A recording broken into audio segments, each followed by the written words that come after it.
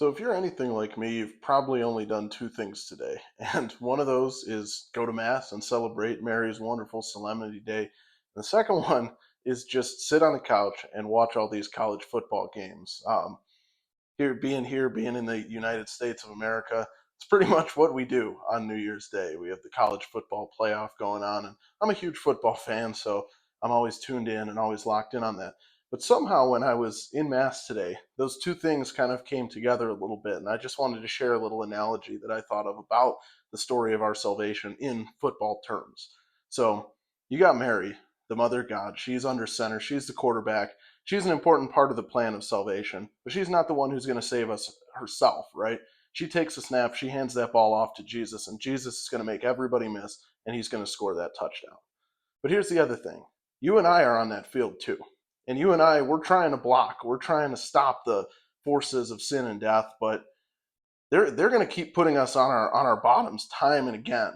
And we're not going to necessarily be able to make those blocks ourselves. We're not going to be able to earn our salvation. It's going to be Jesus who's going to make that unbelievable play and find his way into the end zone.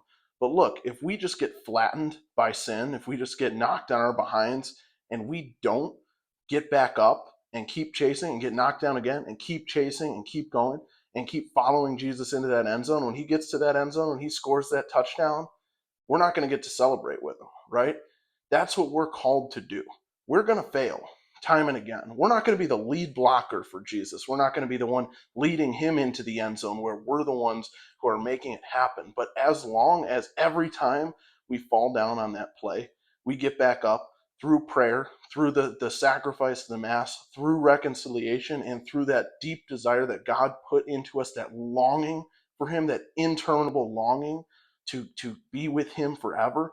If we don't use those things to keep getting up and get back on that path, we don't get that opportunity to celebrate with him when he scores that touchdown, right? So keep on fighting. I can say for myself, there are so many times when maybe I'm trying to throw one of those blocks for Jesus and I just get put on the ground and I do not want to get back up and I do not want to get back in the fight. But that's what we got to keep on doing, is get back in that fight. And to paraphrase the words of the Gospel of John, how the light shines in the darkness and the darkness will not overcome it. So I don't know if that analogy makes sense, but I hope it did. The moral of the story: keep on fighting, keep on getting up, because our faith and our salvation and the salvation of this planet is worth fighting for. God bless.